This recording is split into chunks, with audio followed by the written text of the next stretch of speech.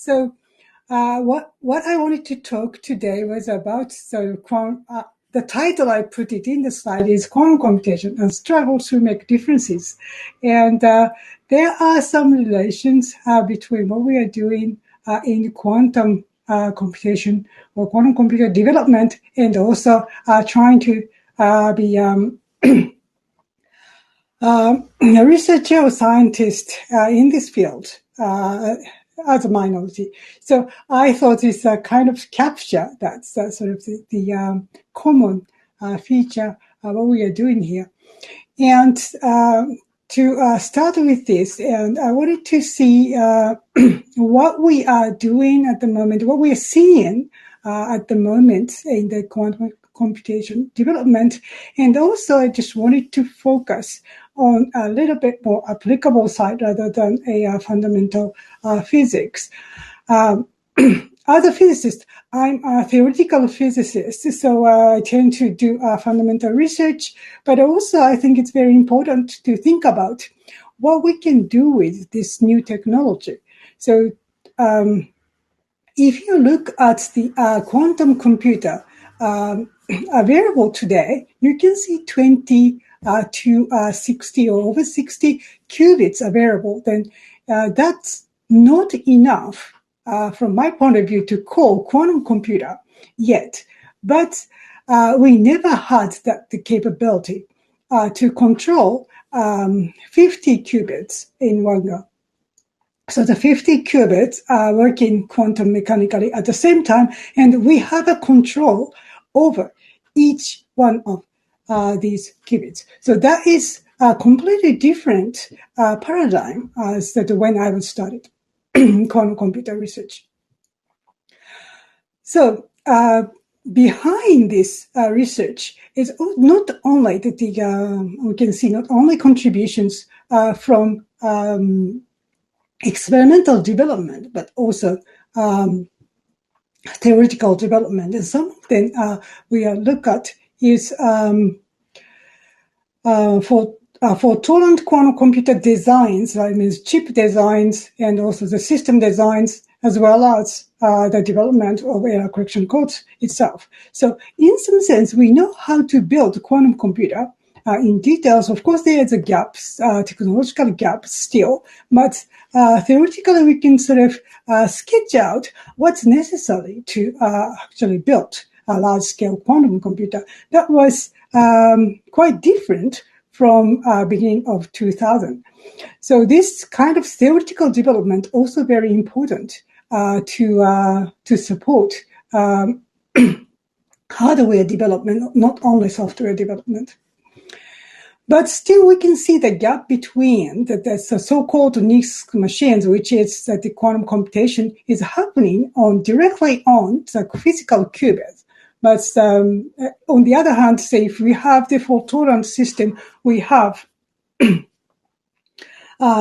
need a huge amount of qubits, like 1 million or even more. And so we can say that we will probably have a capability to go build up to 100 qubits. But still, if we have to have more than 1 million qubits or even more, then there's a huge gap in between them.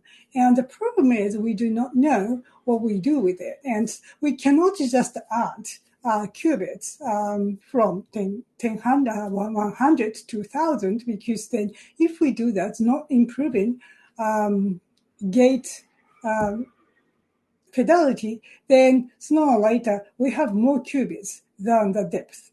So that's why the total number of gates is very important. So if we have a certain gate fidelity, then total number of gates we can apply in the quantum computer to do so-called quantum computation, that number is limited.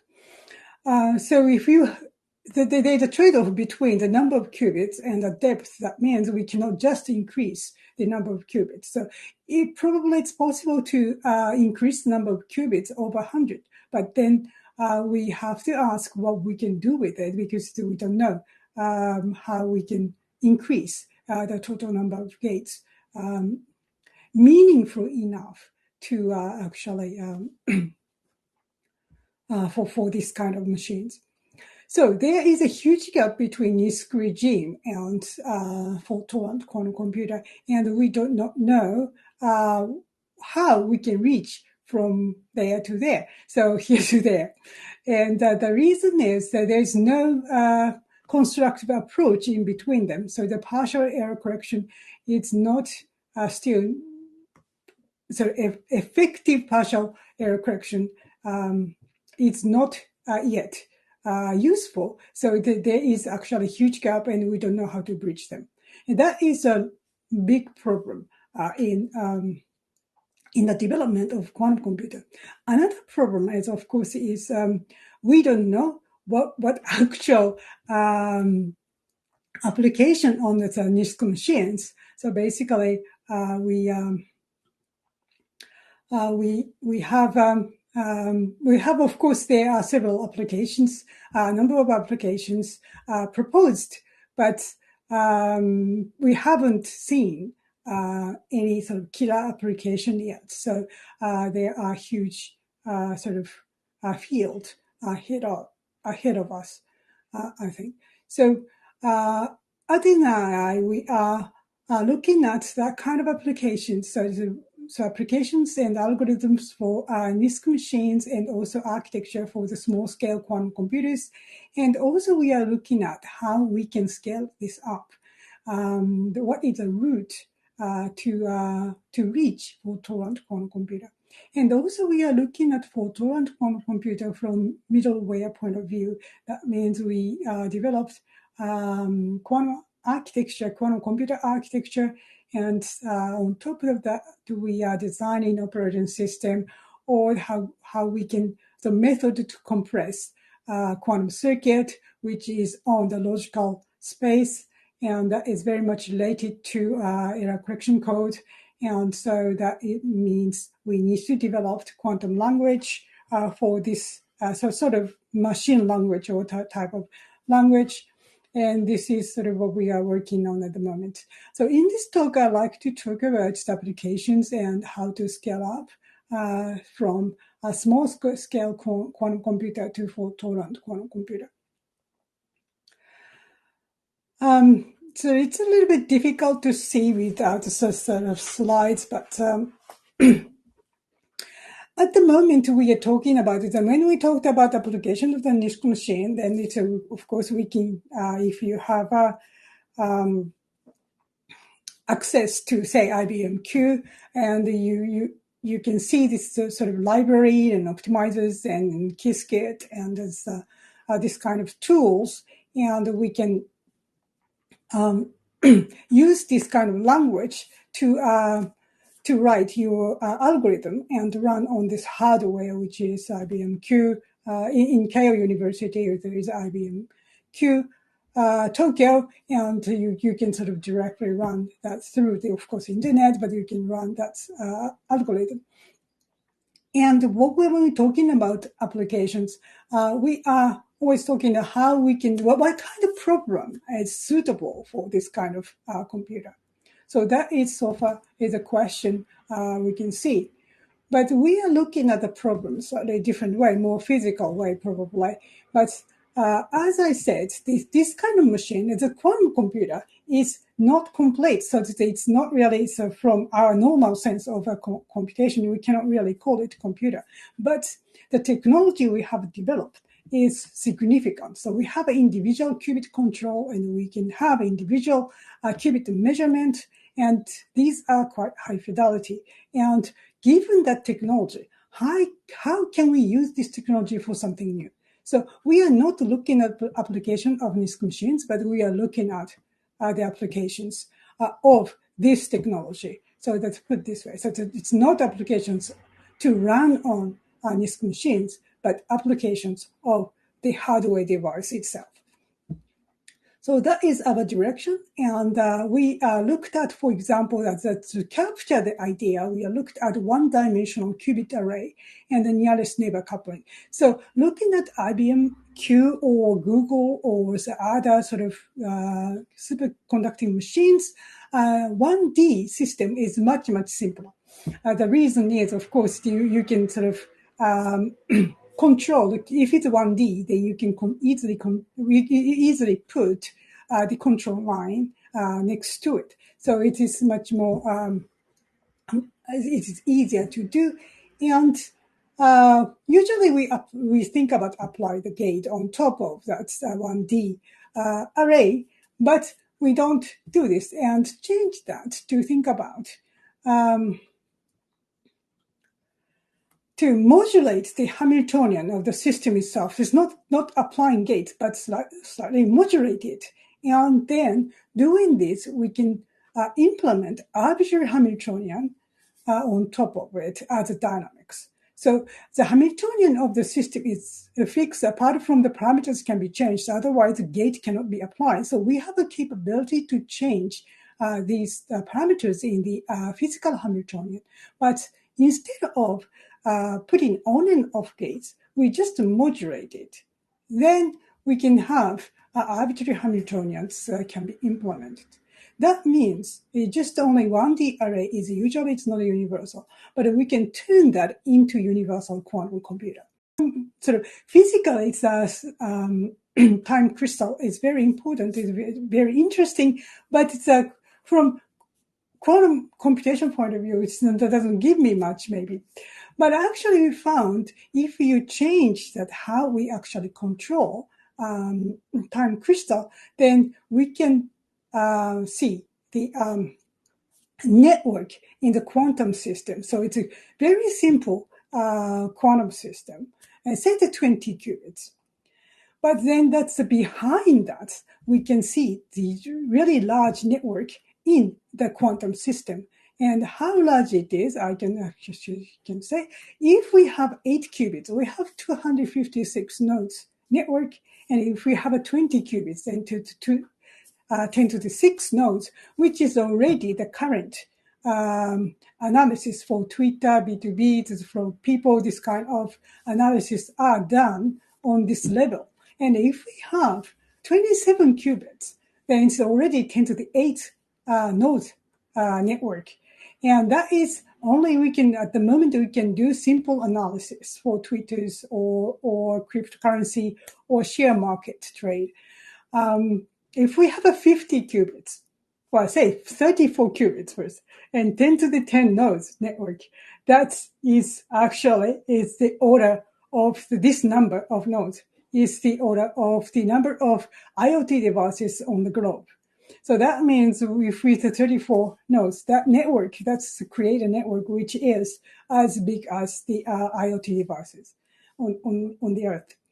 And 50 qubits that we already achieved. And 50 qubits is 10 to the 15 nodes, which is actually the equivalent, or it's sort of comparable to the number of neurons in human brain. So if we look at only the how big the network is, the 50 qubit is very significant. Of course, we have to figure out how we use this, but this is kind of capture, the capability of 50 qubits device, and that may be more efficient.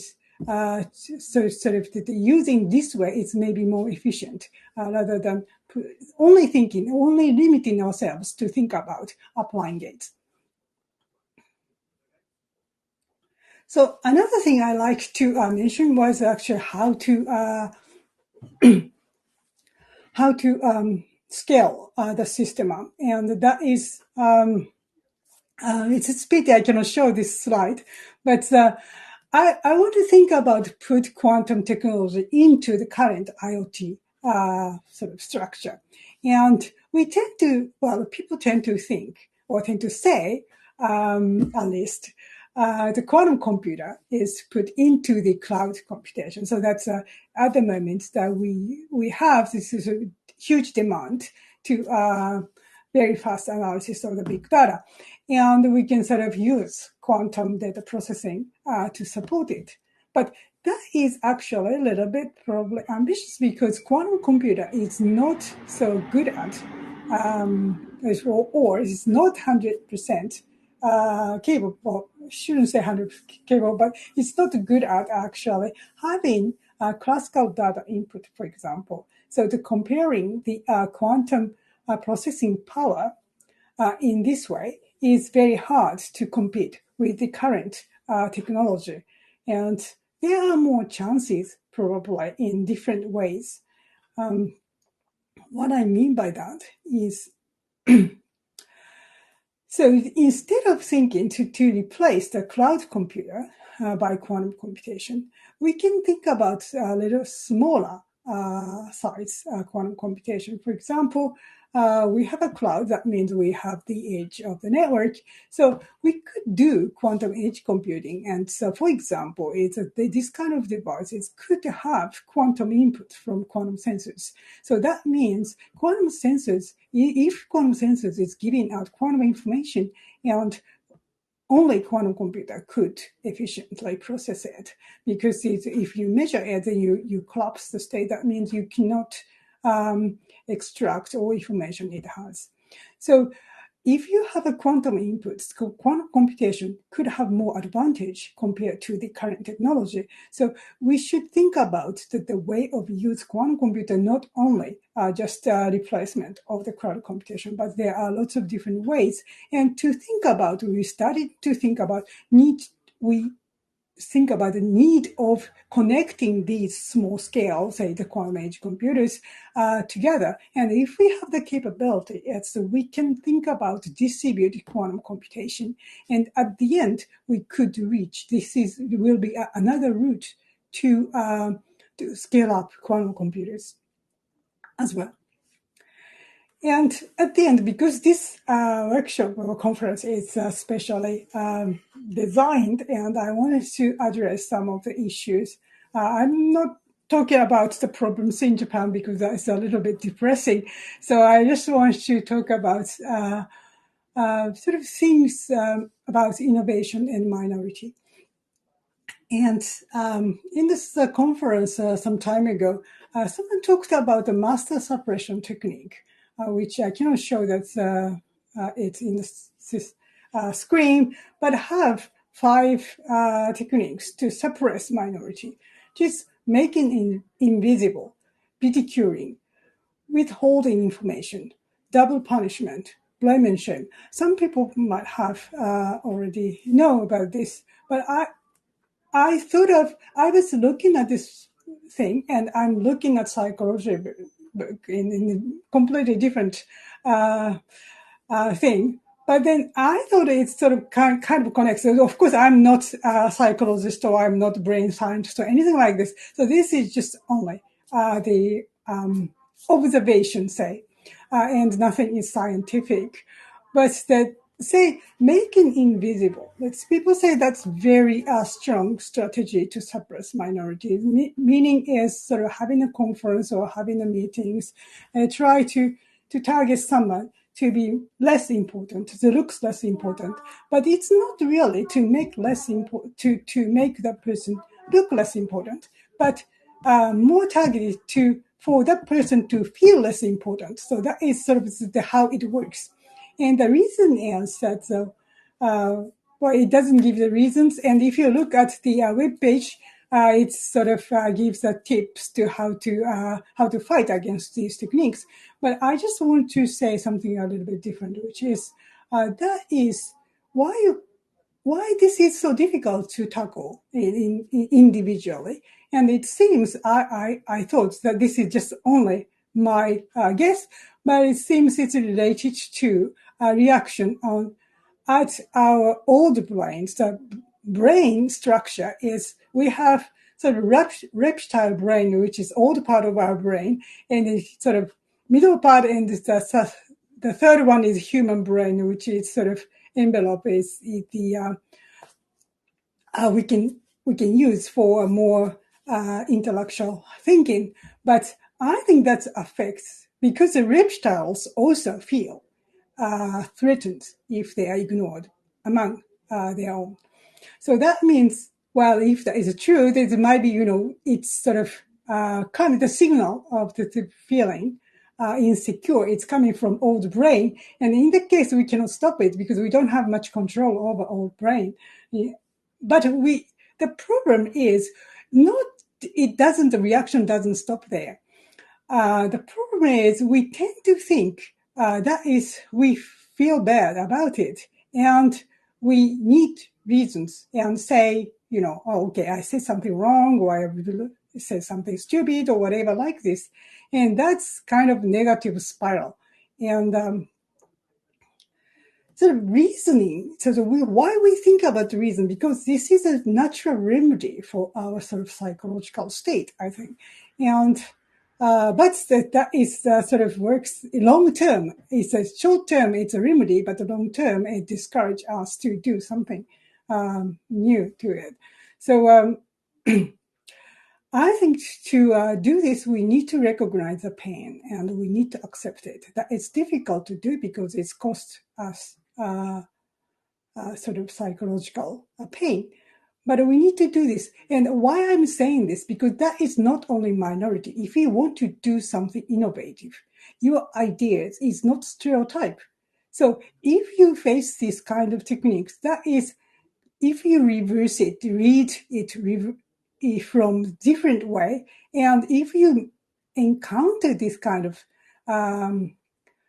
situation, that means maybe you are, or your ideas, either your opinion is not stereotype. So that's probably a good idea in terms of innovation. So so this is a small remedy, but we can think about it's not always bad things to be a minority. We can sort of use this to be more innovative. And of course, it is very important to have supportive environment. Otherwise, in some sense, being innovative, being minority is doubly negative. So it is very important to have a supportive environment, but at the same time, I think if you encounter this kind of techniques, that means maybe you are at the edge of innovation, and if you push a bit more, then maybe you can have a breakthrough.